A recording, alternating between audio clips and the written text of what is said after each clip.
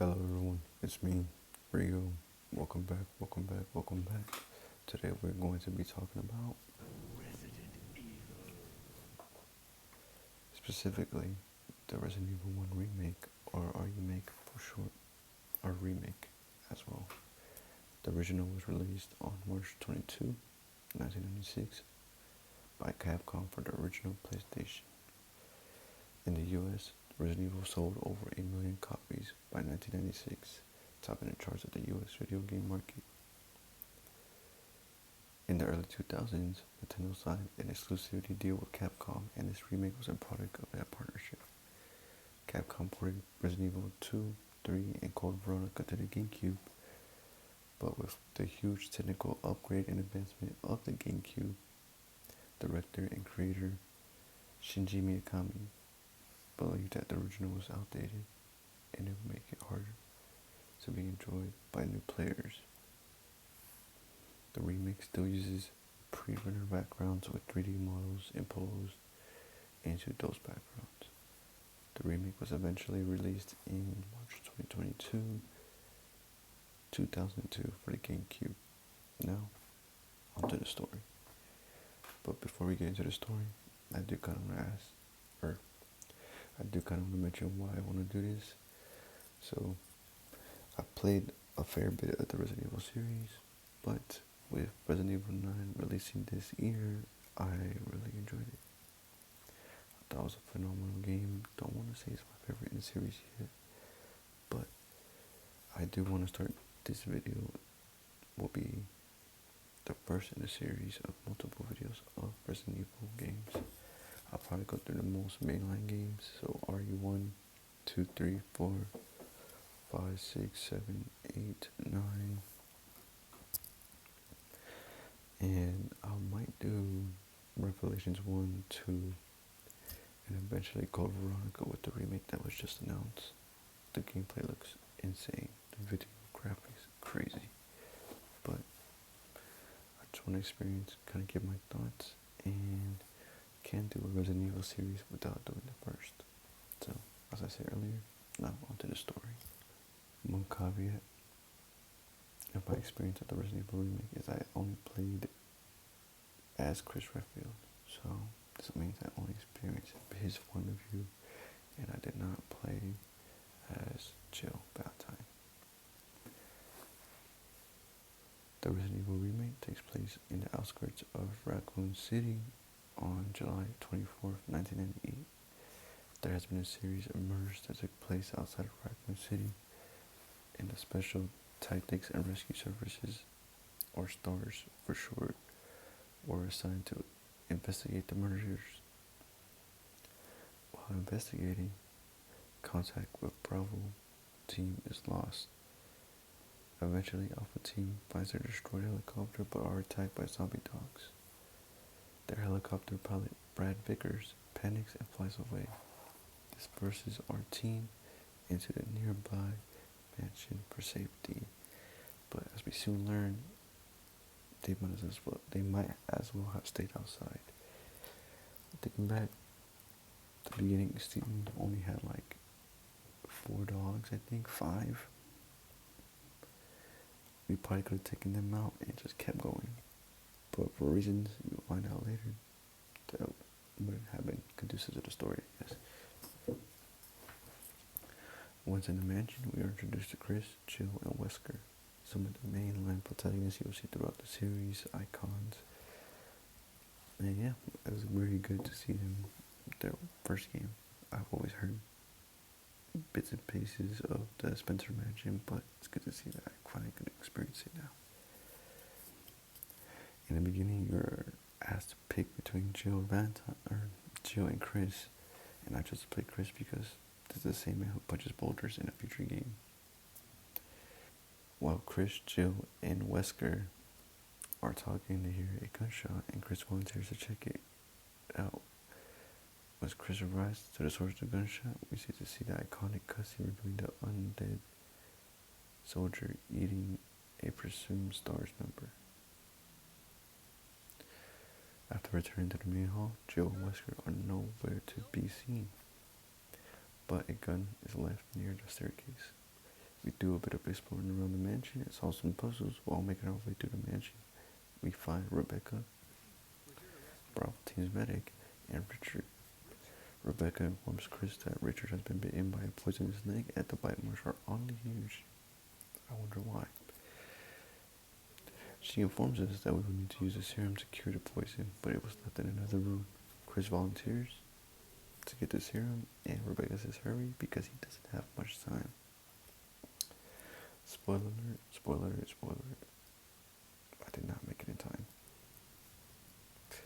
Like, what I mean, I thought it was, I would go over there, come back, I'll be good. Learn my lesson real quick. The consequences of my failure are I never get to see the assault shotgun. I mean, I didn't even know there was a weapon that existed until I Googled stuff. As we continue through the mansion, we eventually find a piano.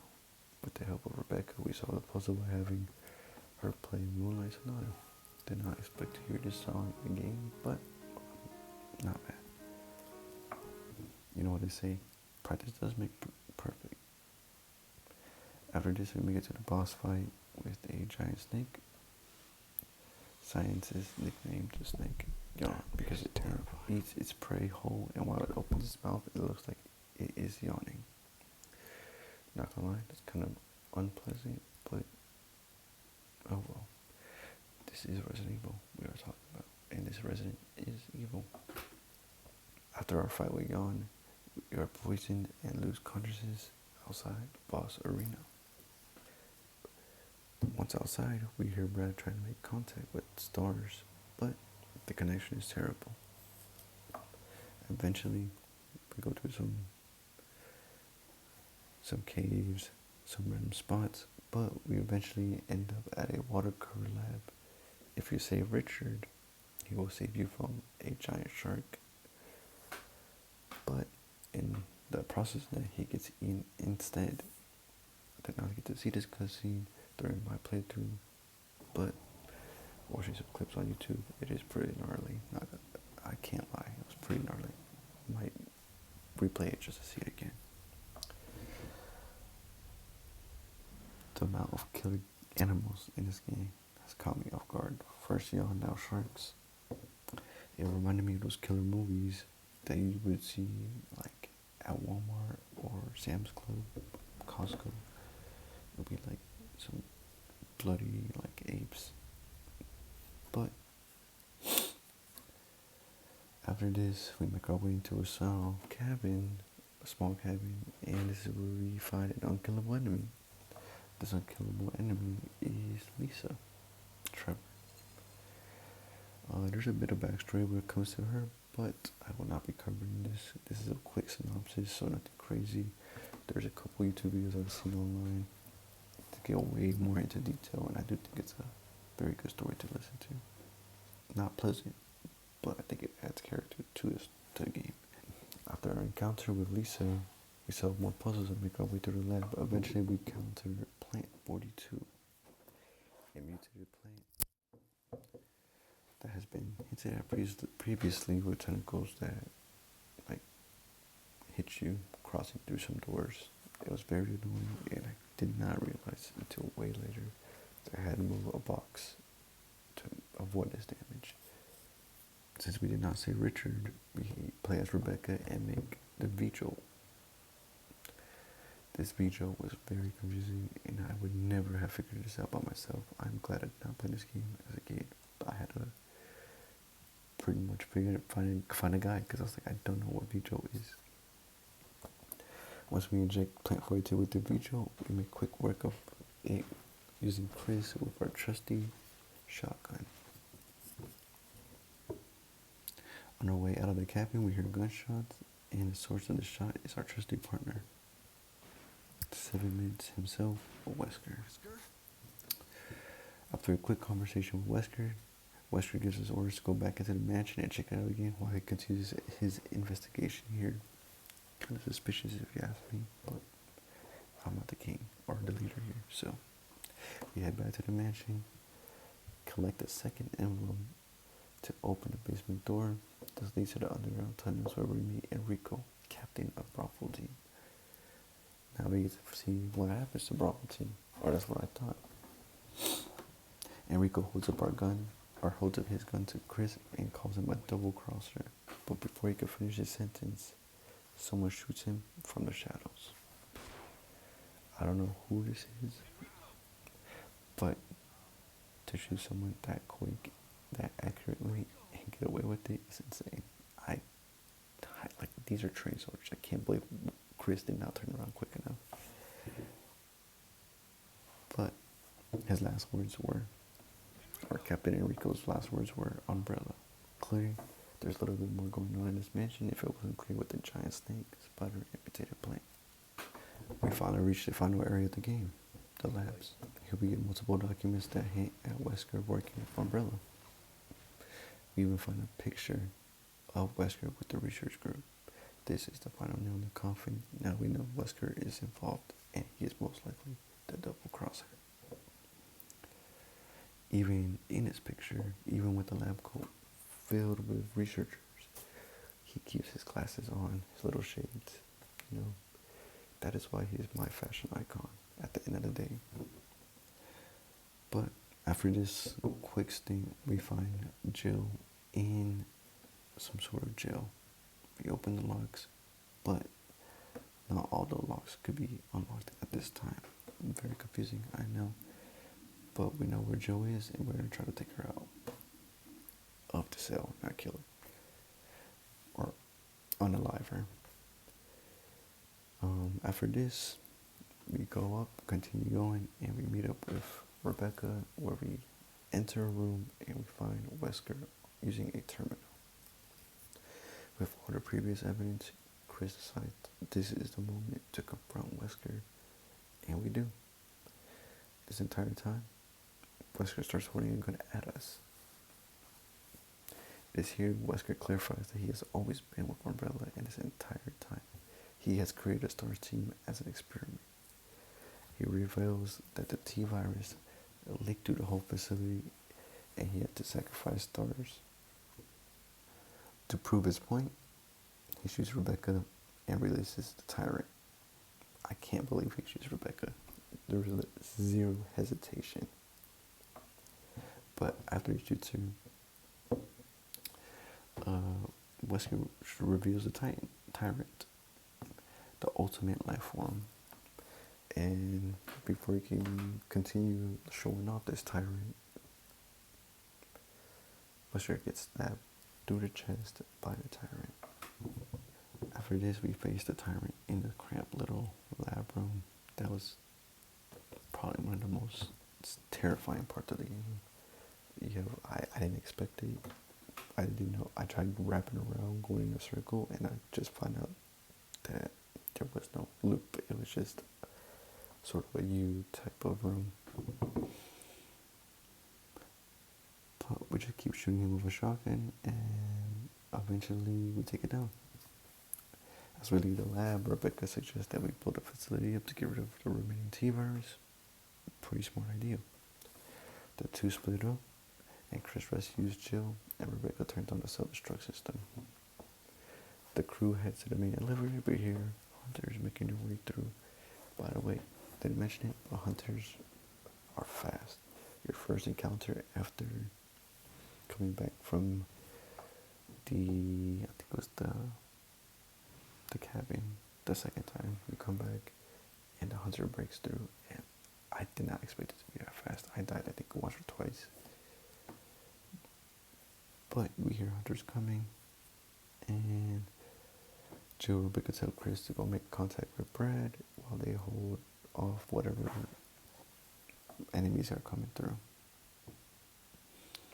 Chris goes up the elevator and ends up shooting a signal for Brad to see, and Brad sees it. Once the flare is up, the tyrant breaks through the floor. What can you expect? The final boss is the tyrant. He breaks right through the roof, and our battle begins. We shoot. I save all my magnum bullets throughout the whole game for this moment. We start taking out. When we think it's over, it's not. Brad drops a rocket launcher, and we build a tyrant up to little bits. The crew is able to get on a helicopter and escape as the Big Spencer mansion begins to self-destruct in the most poetic way possible.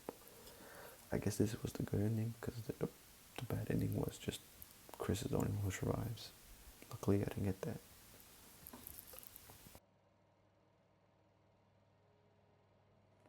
So, what are my thoughts? Growing up, I never really played the original games. I've always seen them, it is Resident Evil, right? You see these games everywhere. I saw my GameStop, especially Resident Evil 5, 4. The Resident Evil 4 has been ported to pretty much every system I could think of. So, my first Resident Evil games were RE5. I played it, never beat it until like way later. And I cannot tell you what this game is about. I don't remember. And, 2013, we got a hint of a horror game that would change the world. PT, playable trailer for Silent Hill.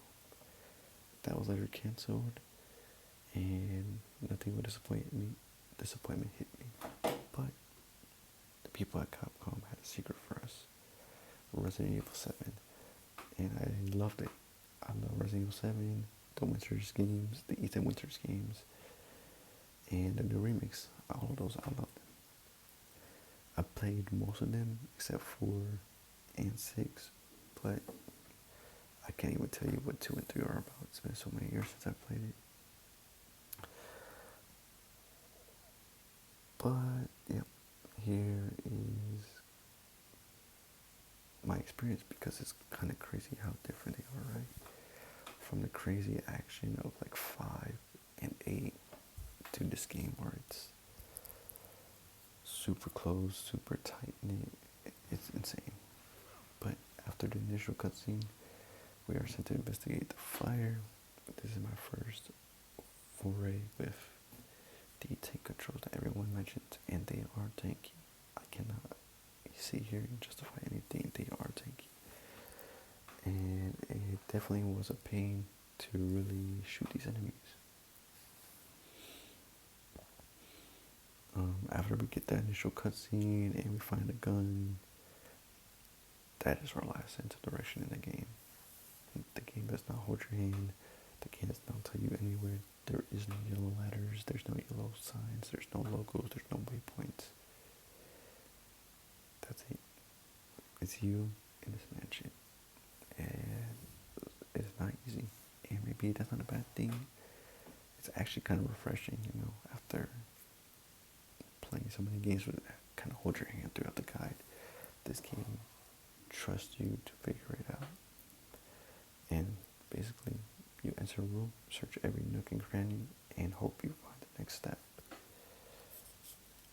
Even with this, I have to be honest, I was not enjoying my time with this game.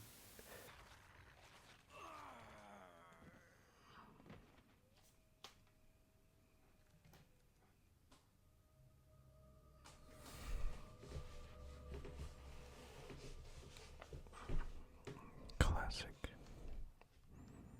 There was multiple times I considered scrapping this video and moving on to a different series, like maybe Persona, Final Fantasy. But I even considered moving on to Resident Evil 2 remake, but no. This is the first game in the most beloved franchise in survival horror history. If I was going to do this series, I had to do it right. I had to give it justice by playing the first game all the way through. And boy, I am glad I forced myself to, because there's so much fun to be had with this game. It's very jarring playing old games these days, because I'll be real, I don't think gameplay wise this game holds up, right? But it is an experience.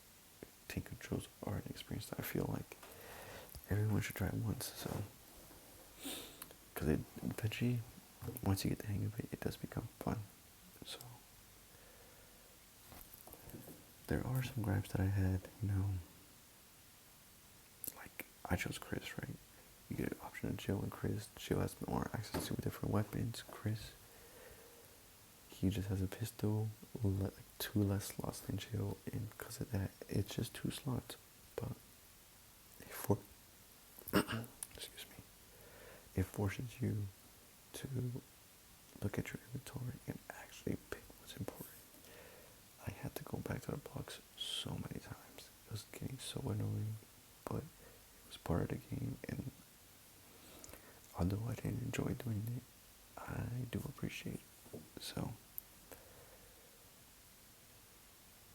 one thing to consider is this game does not hold your hand. I said it earlier, but it does not hold your hand. And that's what I loved about it. This game, my actions have consequences. I went to my first fight with Yon with 5 bullets the first time I died. When you first find Rebecca and Richard, the game asks you to get a serum. I didn't take the game serious. I kept walking around, still exploring, looking for stuff. Bam. Come back, Richard's dead. And unbeknownst to me, that hidden timer went off, and when that timer went off, it went off. Now, my punishment was I lost Richard first and foremost, RIP my guy. But I never got access to the assault shotgun and I lost some cool cutscenes. You know, it's not a scripted F, like I could have saved it. Another thing I loved about this game was the dark locations of the map, you know. Each of these pre-rendered backgrounds were beautifully done. And little animations were done here and there, like water dripping, things moving in the background. It made the game feel alive, even though it was just images, characters in front of them. I loved it. The music was on point. And you know, with the camera angle being fixed, it makes the game so claustrophobic, you know. There's nothing like being stuck in the hallway right before the night rooms, where it's super tight. You can see the mirror on the side. Super tight, super claustrophobic. It made me clench my cheeks the moment I saw a Crimson Head bolting straight at me. Insane. I don't know if you heard my stomach there. I hope you didn't, but sorry about that. Then the iconic scene where the dog breaks through the window. I thought that was way later in the game. I thought it was going to be a midpoint, but no, that thing was like second, third room in. I couldn't believe it. It shocked me. I didn't even know it was that room until the door of the dog already came up. And the Oki room in the second floor, right by the, I guess, dining room table, courtyard thing. You go into that old key room, and there's 3 dogs. I think one of them is Cerberus. I think he has a specific name. That was frustrating, right? 3 dogs running at you full speed. I had to take the shotgun. I had to plan my attack because I couldn't just run in there. I died like 3 or 4 times just because that wasn't working. And then there was Yon, like, I'm not scared of snakes, but it's a giant snake, you know. Like, of course I would be nervous around it. And sometimes that guy would just pop out, you know. Especially in the library encounter, you just have literally a small, like, square. Now you can kind of choose it by just running in a circle and shooting its tail, but the first time I didn't know that, and I died. So, overall, I was surprised with this game, you know. I understand. Now I understand why the series got popular, and I understand why people enjoy this game, right? It is a puzzle game through and through. Nothing is told. You pretty much explain it like how you would if you were actually plopped into that mansion. You know, this game, although I had my grudge with it and I didn't fully enjoy my entire playthrough, you know, sometimes I wish it was like faster, but it will always be the foundation of survival horror, and I love survival horror. And without this game, there will be no Dead Space 2. There will be no Silent Hill. So I'm very grateful for this game, and I love the survival horror genre. I'm glad I pushed forward, because I found a world filled with lore and memorable enemies, and a origins of some of my most favorite iconic characters in this franchise. Maybe one day I'll go back to play Jill, but for now, this is it. Thank you for watching, and see you soon. You know, I will make a couple more videos like this. You know, this is not just a Resident Evil thing. I want to make videos of different other games. So, my next video might not be Resident Evil 2. It most likely will be a remake of Star Fox that just came out. I've been saving it. It's a short game, so hopefully I can put that video out faster than this one. This video, it was like 4 months in the making at this point. To be fair, I did have like school in there, and that took 2 months of my time. But you know, I could have put more work into it. But I'm glad if you guys stayed up. If you guys try to sleep, thank you. That's the goal. But if you're still watching, thank you for watching. See you soon. Love you guys.